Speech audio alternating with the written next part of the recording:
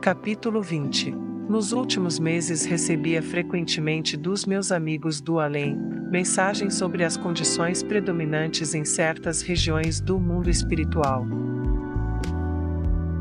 Recebia essas mensagens gradativamente, de acordo com a minha evolução e compreensão unitiva.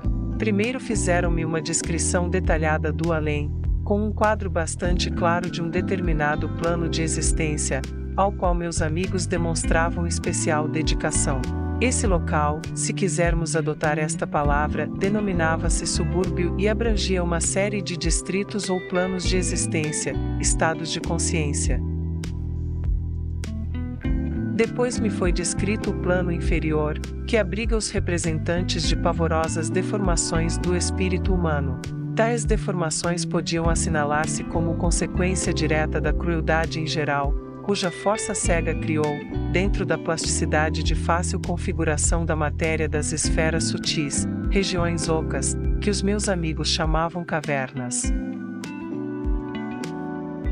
As ondas negativas de pensamento e emoções, sobretudo o pavor, a inveja e o ódio, mediante a força do desejo e da imaginação, formam, facilmente, com a matéria astral, elementos que correspondem exatamente ao caráter desses impulsos emocionais.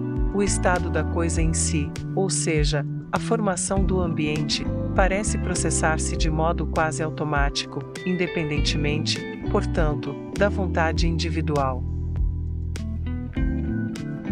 Para o interior dessas covas negras do plano astral, costuma resvalar automaticamente os condenados à morte e criminosos de todo tipo. Informaram-me ainda os meus amigos que, mediante a propagação das ondas de rádio, sobreveio uma mudança significativa para os habitantes daquelas regiões inferiores, pois essas ondas, por sua própria natureza, atuam de forma estimulante sobre os encarcerados nessas lúgubres cavernas. Podendo as ondas de rádio, devido à sua natureza mecânica e impessoal, produzir unicamente um reavivamento casual e passageiro, um certo grupo, meus amigos, resolveu irradiar uma onda especial de propagação conseguindo, dessa maneira, estabelecer um contato melhor com os isolados. Dentro dessa grande ação libertadora, destinou-se um papel especial ao despertar dos mortos. Pode parecer fantástico, mas, ao que tudo indica, a maioria dos mortos das regiões do astral inferior encontram-se no estado de sono profundo, principalmente aqueles que tiveram morte violenta.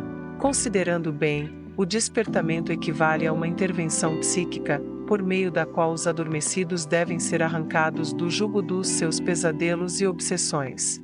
Esse sonho astral, que é uma espécie de estado de tolhimento, é intensamente vivido pelos adormecidos como imaginação plástica fluídica, portanto como realidade objetiva. Com o despertar, eliminar-se-ia uma parte das maiores dificuldades, pois então os mortos encontrariam aberto o caminho para os seus novos planos de existência em comunhão com almas humanas. Parece evidente que só depois de certas mudanças de condição do Hades, como se poderão chamar as regiões do astral inferior, foi possível estabelecer uma comunicação planejada com o nosso mundo tridimensional. Evidentemente, a intenção dos meus amigos era destruir aquele círculo vicioso fatal, círculo diabólico constituído de constantes repetições das mesmas imagens e sentimentos fluídicos.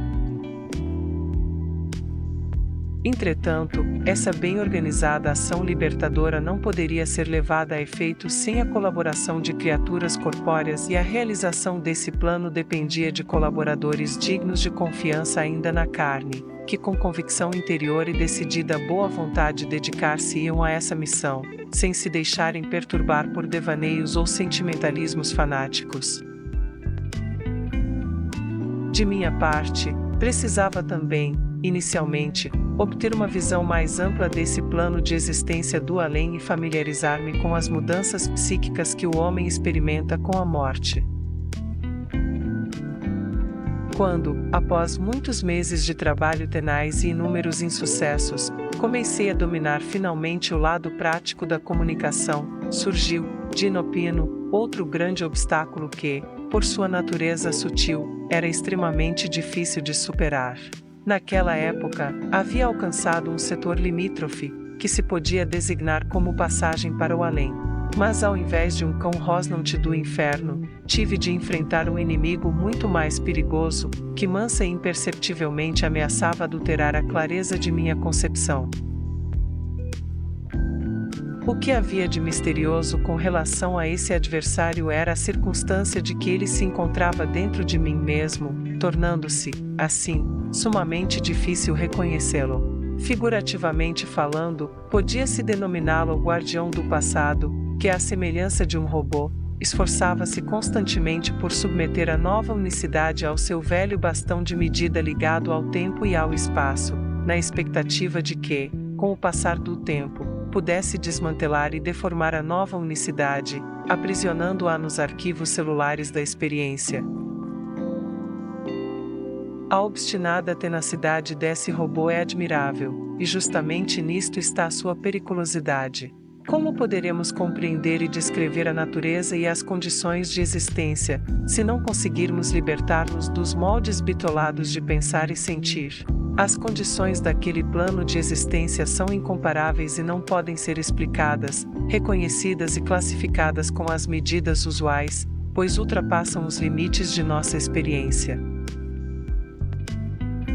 Quanto mais profundamente eu conseguia penetrar nesse desconhecido plano de existência, mais nítidos se tornavam os acontecimentos do nosso próprio mundo. Era assombroso. Os dois mundos só pareciam separados por fronteiras criadas por nosso poder de imaginação e subordinadas ao tempo e ao espaço.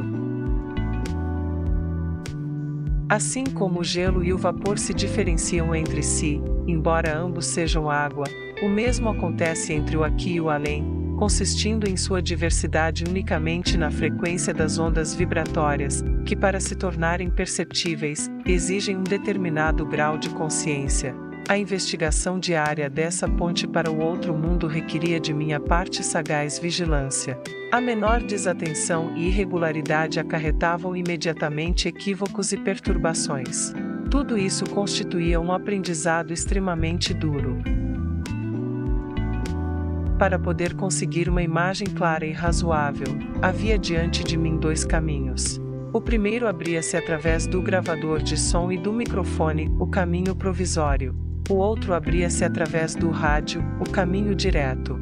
Como as gravações de fitas magnéticas podem ser escutadas por todos, representam, cientificamente, uma prova objetiva que se pode repetir e controlar à vontade, para constatar a existência depois da morte. Pela constituição técnica e maquinal do gravador de som, qualquer desvio do fenômeno para o âmbito da vivência subjetiva é antecipadamente eliminado diante da possibilidade sempre presente de fazer novas gravações à vista de quaisquer testemunhas. O segundo caminho consistiu, por mais fantástico que possa parecer a muitos leitores, na minha faculdade de penetrar no além sem precisar morrer. Sei que esta afirmação pode despertar desconfiança, mas com um pouco mais de paciência o leitor me entenderá perfeitamente. O caminho da passagem pessoal para o lado de lá se processa de três formas. A primeira ocorre durante o estado de consciência, quando se podem ver as ocorrências da quarta dimensão tal como num televisor. As cenas se apresentam em cores vivas mas insonoras.